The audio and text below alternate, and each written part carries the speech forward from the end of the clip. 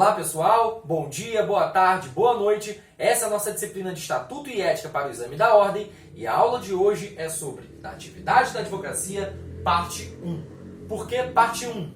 Como esse é um tema de alta incidência no Exame da Ordem, muito recorrente nas provas da OAB, resolvi fazer a divisão em duas partes, de forma que, na parte 1, nesse vídeo, abordaremos do artigo 1º ao artigo 3º do Estatuto da OAB e, claro, suas nuances e repercussões no Código de Ética e no Regulamento Geral. E na parte 2, vídeo seguinte, abordaremos o artigo 4º e o artigo 5º, mais especificamente o ponto do mandato de procuração, muito importante também, muito recorrente e com várias abordagens e repercussões ao longo do Estatuto.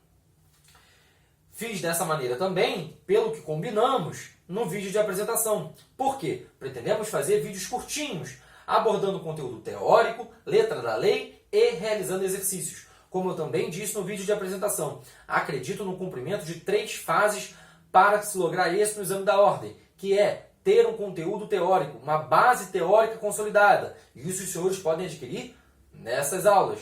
Ler a letra da lei, isso é fundamental. É preciso ler a letra da lei. Quem encontra uma certa dificuldade, não gosta muito de ler, não vai de meco na lei impressa, pode fazer a leitura através dos slides que serão disponibilizados e realizar exercícios, que também faremos nos vídeos, mas é claro, é fundamental dar sequência a essa realização em casa. Vamos lá, portanto, ao vídeo 1, serão vídeos curtinhos, de 15 a 20 minutos, com essas abordagens. O próximo vídeo, parte 2, depois falaremos dos direitos do advogado, inscrições e daí em diante. Por uma questão de didática, prefiro começar nesse slide aqui.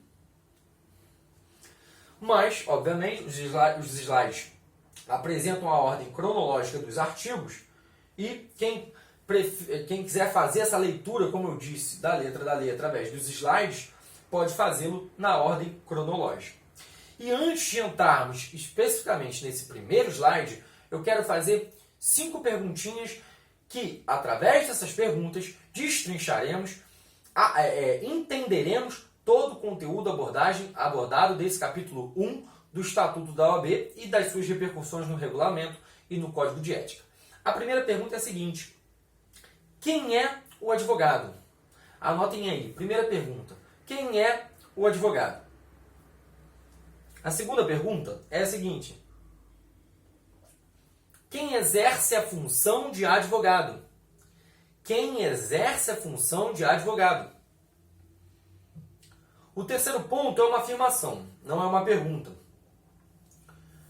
Destrincharemos a importância dessa função, a importância da função da advocacia. Como ponto 4, teremos o seguinte questionamento: quais são as atividades privativas da advocacia? Quais são as atividades privativas da advocacia? E como ponto 5,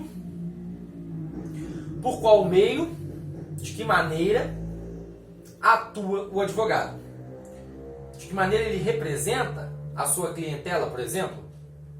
Esse ponto 5 ficará a cargo da parte 2, sobre mandato de procuração, etc., como eu disse. Hoje abordaremos essas 4 primeiras perguntas. A primeira qual foi? Quem é o advogado? Advogado é aquele inscrito nos quadros da OAB.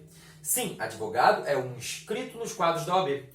E nisso é preciso tomar cuidado com pegadinhas, com cascas de banana criadas pela FGV no momento da prova. Não basta ser bacharel, fazer a prova do exame da ordem. É preciso ser bacharel, fazer a prova, passar na prova e ser inscrito nos quadros da OAB. É preciso estar inscrito nos quadros da OAB. Isso evita uma série de pegadinhas. Como segundo questionamento, eu perguntei quem exerce essa função. Nós podemos ter um advogado privado e um advogado público. Podemos ter um advogado privado, como por exemplo um advogado autônomo, que atua de maneira particular no interesse próprio, e um advogado público, como por exemplo o procurador do Estado, procurador do município, a AGU, e daí em diante. Porque essas pessoas atuam no interesse da administração pública, atuam com atribuições públicas, numa função pública, e por isso são advogados públicos. Portanto, temos advogados privados e advogados públicos. Como terceiro ponto, eu coloquei a importância da advocacia. E veja bem, antes de entrarmos no terceiro ponto, o artigo 3º estipula os dois primeiros questionamentos. Com isso, você já consegue abranger todo o artigo 3º. Advogado privativo dos inscritos e quem exerce a atividade da advocacia, falando sobre os advogados públicos, evitando uma casca de banana que tentaria restringir ao advogado privado. E aí, terceiro ponto, como eu vinha dizendo, a importância da advocacia. E temos um slide colocando isso. O advogado, ele é indispensável à administração da justiça. Esse advogado exerce função social e é inviolável por seus atos e suas manifestações. O advogado não só é indispensável, como tem nos seus atos a inviolabilidade dos seus atos e das suas manifestações. Isso é importantíssimo, resguardando uma boa atuação profissional daquele advogado, principalmente dos que atuam numa seara criminal, por exemplo, resguardando a inviolabilidade dos seus atos. E nós veremos repercussões disso lá nos direitos do advogado.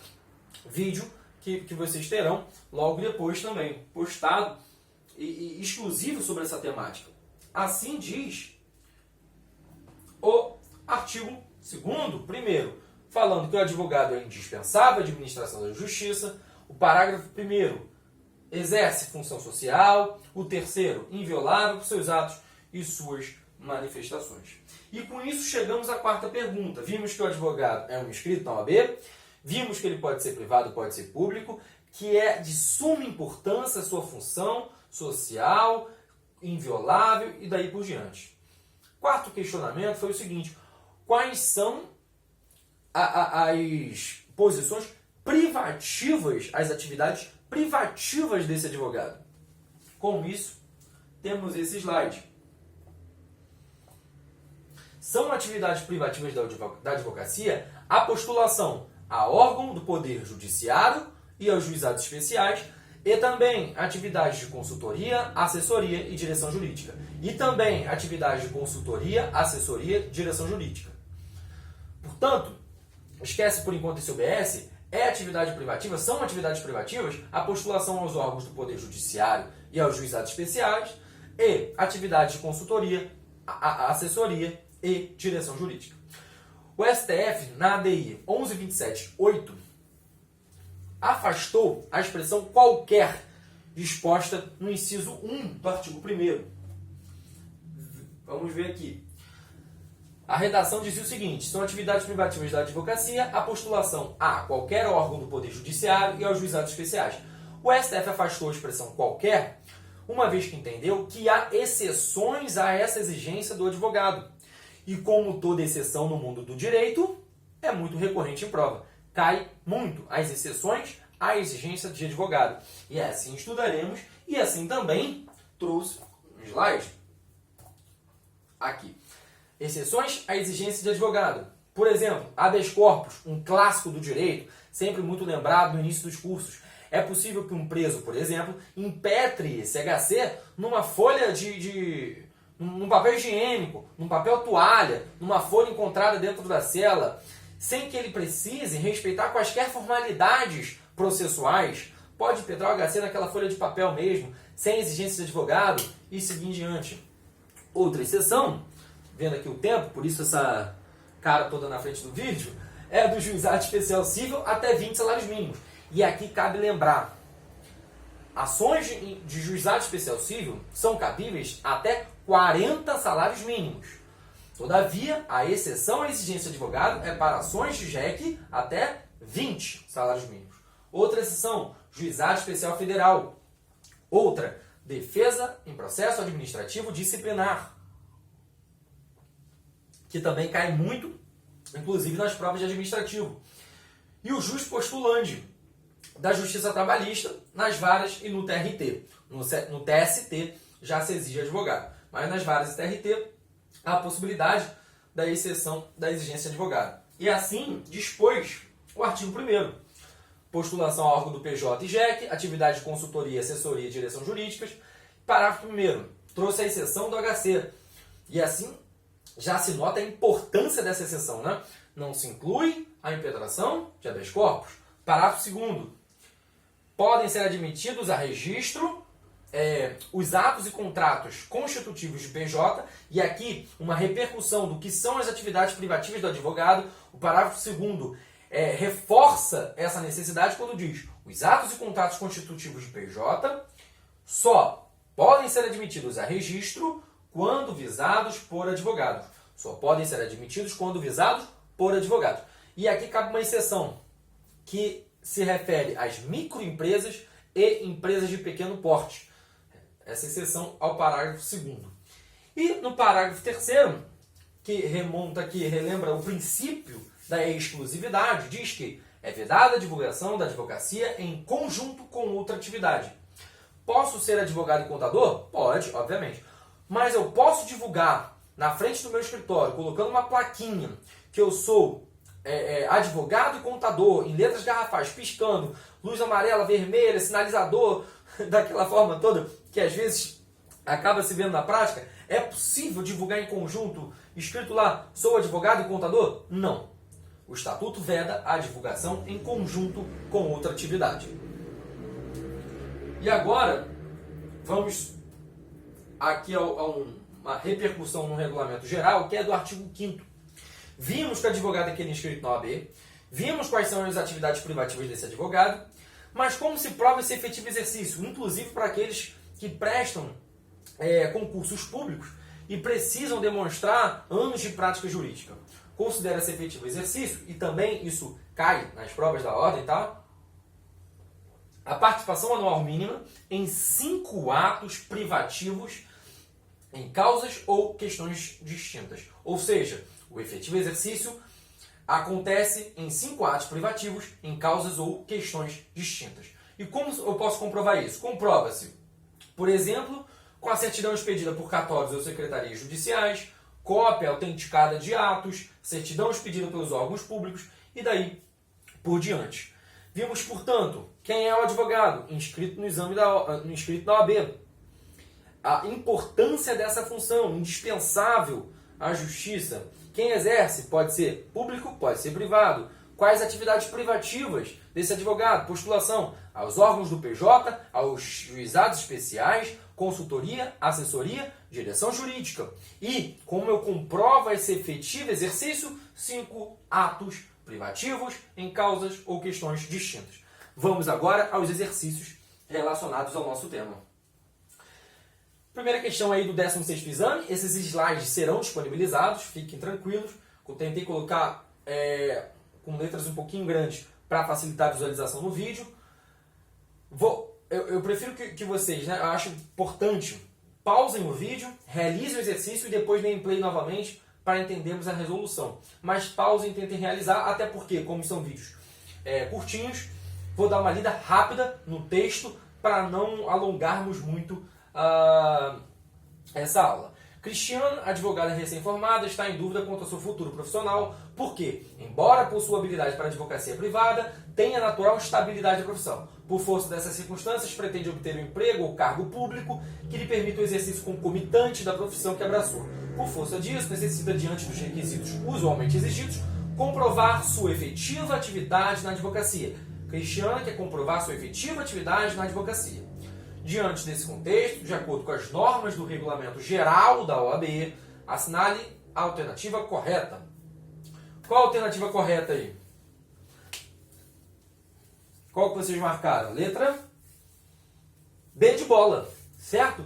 Que diz o seguinte: o efetivo exercício da advocacia exige a atuação anual mínima em 5 causas distintas. Não vimos isso? Que são 5 causas distintas que devem ser comprovadas por cópia autenticada de atos privativos. É uma possibilidade de comprovação. 5 causas distintas demonstram o efetivo exercício.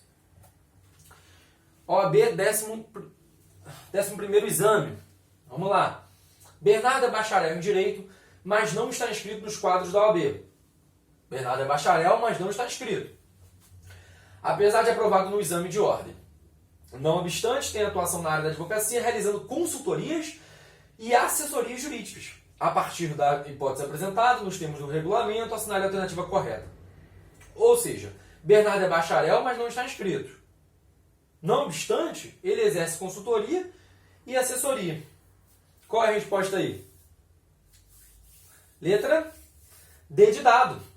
Por quê? Vimos que advogado é um inscrito nos quadros da ordem. Não importa se é bacharel.